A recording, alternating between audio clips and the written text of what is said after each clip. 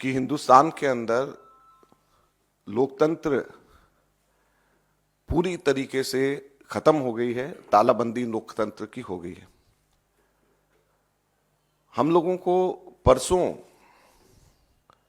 ये जानकारी मिली कि जो चेक हम लोग इशू कर रहे हैं वो बैंक्स उस चेक को ऑनर नहीं कर रहे हैं। उसके ऊपर जब हम लोगों ने आगे छानबीन करी तो हमें बताया गया कि देश की मुख्य ऑपोजिशन पार्टी के सारे अकाउंट्स फ्रीज कर दिए गए हैं। कांग्रेस पार्टी के अकाउंट्स पर तालाबंदी हो गई है। कांग्रेस पार्टी के अकाउंट्स फ्रीज कर दिए गए हैं। हमारे देश में लोकतंत्र पर तालाबंदी हो गई है। कल शाम को यूथ कांग्रेस के भी अकाउंट्स फ्रीज कर दिए गए।